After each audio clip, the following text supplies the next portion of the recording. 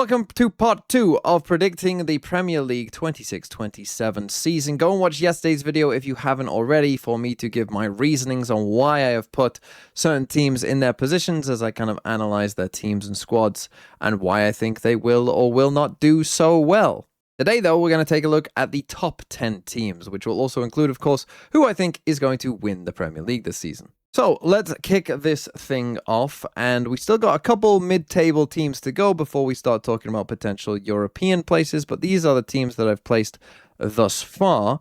Let's take a look, though, at who I think is going to win the Premier League, and these are the teams that I've got as my top 10. Now, there are probably a fair amount of these teams that I think pretty much most people would agree upon on almost every single one, but there are maybe a couple like Leeds, I think in particular, that maybe you think are a bit of a surprise, and we are going to start with Leeds finishing there in 10th.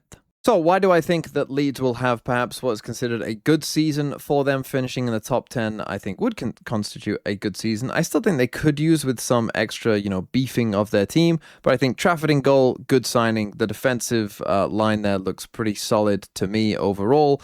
We've seen Ampadu and Stack play in the middle pretty much all of the season for Leeds. Wilson, I think, is going to be a very good signing, of course. And I think they are just like a settled team, a good settled Premier League side, right? Yeah, that maybe could use with a couple more additions here or there to improve the team slightly. But, they know what they're doing. They know how to play this system. And they don't have to play in Europe. They just have to focus on domestic football. I'm just basically saying this Leeds team I already thought was fairly good, especially in the second half of last season. And I think really they just have the same team, but maybe just a slightly better version of it. So I think they're going to have a good season. Okay, moving on from there into 9th place, I am going to put Brighton and Hove Albion. Of course, a lot of people have gotten used to Brighton finishing, around 9th position. That wouldn't be unusual for them, but you might be asking, well, why have I not dragged Brighton down like I might have done for some of the others, like Bournemouth or whatever, who are also playing in Europe, right? We talked about Sunderland and Bournemouth yesterday. In terms of me dragging them down, why not Brighton as well? Well, I think there is a bit of a difference in terms of playing in the Conference League versus the Europa League. One is that the Conference League actually has less games. Two, though, I think we saw Palace do this as well, is in the Conference League, particularly in the group stage, you can get away with not fielding like your best team. Whilst I think, yes, it's looking pretty bare bones right now for them, and they probably definitely need to bring in an extra striker. Both Matoma and Minte are injured right now as well. So, yeah, there's definite concerns as we speak right now. But as the season goes on, assuming that kind of evens itself out, I still think that this is a settled squad with a manager who knows what he's doing. I think for the most part, they should be all right to still do pretty well again. Okay, moving on in towards the top 8 sides now. And I'm going to go next for one of the big 6, Tottenham Hotspur. Okay, so when you look at the Spurs team, obviously, it's much improved from the one that, played last season, especially defensively, right? Van Hecke, good signing. Obviously, Van de Ven is pretty good. Robertson or whoever actually ends up playing left back, whoever it might be, should be pretty good. Obviously, Tonali and Fernandez, they spent a lot of money on and are, pretty good players. Porro, obviously, a World Cup winner as well. I think that back 6 there of their defensive midfielders and their back line should be much improved, right? The questions for Tottenham are going to be in the front side. Can anyone not be injured? That's a big question for them. That probably the answer is no. Who the hell is scoring, these goals? Who's creating goals? Who's scoring goals? That is going to be the problem for them. And I think that's what's going to limit them overall. I think their defense actually might be very good, but their attack might struggle. Okay, moving on up into the top 7 teams. And next up, I'm going to put Nottingham Forest. Okay, so when we're talking about Forest, again, you have to remember, yes, last year was kind of a chaotic mess, of course, but the year prior to that, they were, of course, very good and finished in the Europa League positions and actually could have, at one point, it looked like they actually were going to make it into the Champions League, not just the Europa League. We know, of course, that people like Milenkovic, Murillo, very good. Gibbs White is kind of the standout. And Igor Jesus so far has looked pretty good as well. They also have Chris Wood to come in potentially off the bench if that is what's going to happen. And I think that this system and Glasner, we know he's a good manager. But particularly if they do spend a little bit more of the Elliot Anderson money in the coming weeks, if they do that, then I think they could maybe even finish above where I've put them. And then we come to the big 6, as I like to call them. Arsenal, Brentford, Chelsea, Liverpool, Man City, and Manchester United, of course.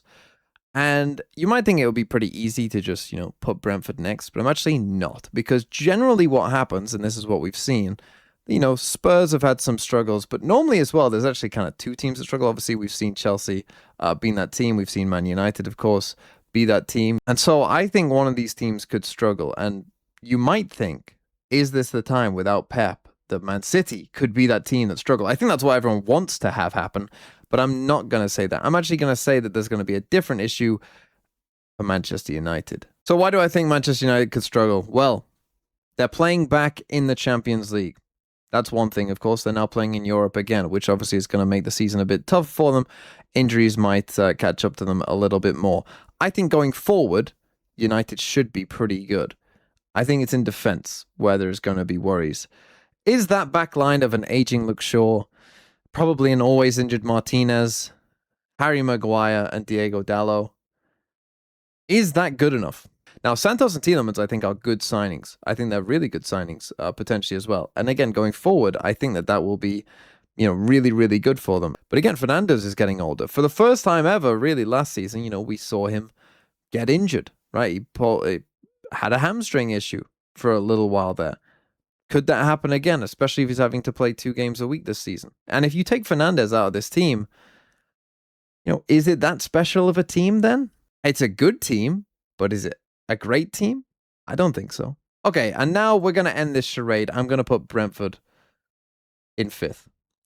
Now, Brentford in 5th could mean that they make the Champions League. And you're going to see some of my arguments here for why I think this could be the case. Okay, so when it comes to Brentford, there's a couple things you need to know. One, they did just win a friendly 7-0. That's not going into my thinking. I was going to do this even before they won their friendly 7-0.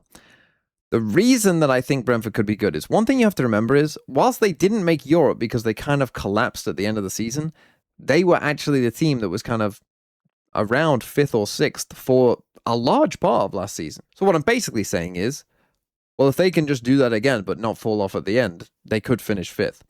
And actually, I think that they are one of the few teams in the Premier League who don't have to play Europe, haven't changed their manager, basically have only upgraded their team, haven't really lost anyone of importance. Sorry, Henderson. They actually have multiple players like Damsgaard, for instance, could be Jensen.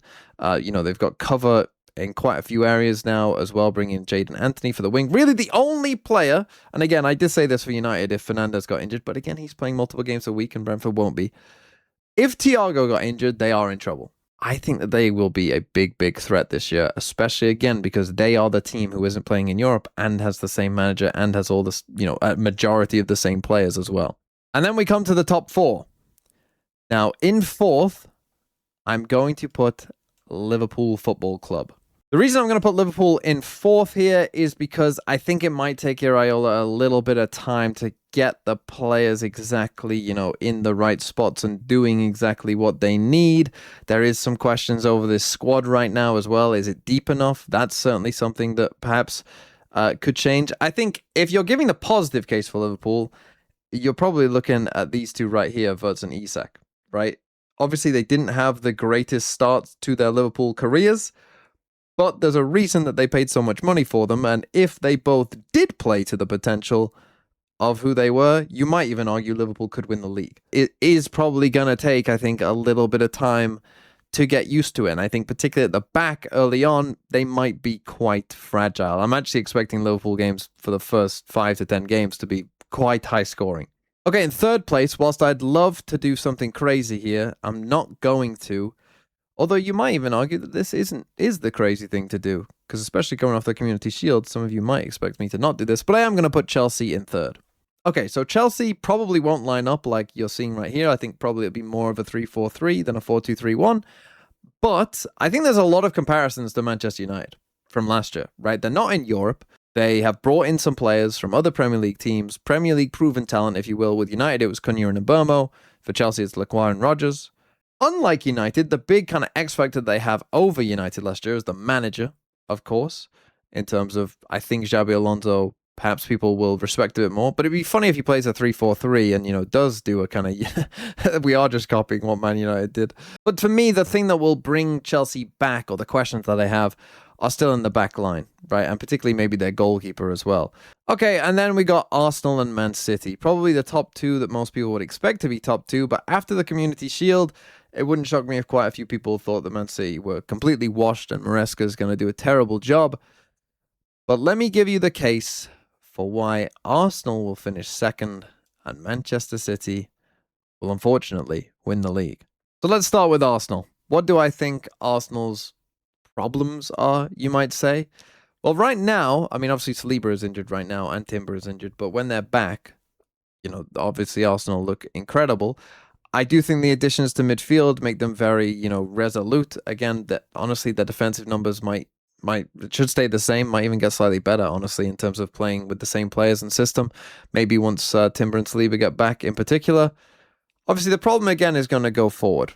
Of course, they were set piece FC last year. We expect that probably teams will, referees will be a bit more tight on terms of what they can do on corners, maybe. And then do they have it in them to, create enough outside of that? I expect them to be top of the league by Christmas. But we've seen Arsenal do that a lot. Right? Arsenal have been top by Christmas quite a few times under Arteta, and they've won the league once. And look, I don't really think I should have to defend that hard, like Man City winning the league. I mean, that was something that's kind of crazy over the last 10 years. Oh, you're going to have to defend this take of Man City winning the league. Well, look, Rodri, it looks like he's going. That is a gigantic loss. I can't frame it any other way. That's a big loss. I know that people, especially after the Community Shield, are down on Maresca. I mean, also, are they really going to win the league with this goalkeeper kit? Poof, Jesus, I didn't even know that was their goalkeeper kit. Look at that. It's horrific. But why do I think that they can win the league? Well, I mean, they've got Haaland. That always helps. And I do actually think Semenyo and Doku being very wide, which looks like they want to do. Anderson, obviously, I think is a very good signing, although the number 5 irks me quite a lot, I'm going to be honest, in terms of traditional numbering systems. Nico O'Reilly, kind of came to the fore, midway through last season. Now's going to be his first season. I'm expecting a gigantic season from him. I've already made a video about that, which we actually did see Calafiori and Nico O'Reilly in the Community Shield basically do exactly what I said. And I just think that this time, whilst I expect them to get off to a slower start maybe than Arsenal, I think they've got it in them. I mean, if they went 3 years without winning the league, Man City, that would be a big problem. And I do accept that Arsenal are favourites. But again, just because Arsenal won it once does not mean it's going to happen again. In fact, they haven't retained the league since the 1930s. For Arsenal, a big thing will be the Champions League, right? Arsenal won the league now. So if they are in the deep parts of the Champions League, I could see them, if it's close in the league and close in the Champions League, would they prioritize the Champions League a little bit more this time, maybe, now that they have won the league? Possible. Whereas it wouldn't surprise me if City went out of the Champions League a little bit earlier, maybe even, and only focused on the league and ended up winning it back. Right, so those are my Premier League predictions. I don't want City to win the league. Trust me. Trust me, I don't want them to win the league. And picking them probably will annoy a lot of people because a lot of other people don't want to see them win the league either. But that's the kind of world we live in. Unfortunately, look around. Bad things happen all the time. And here's another one.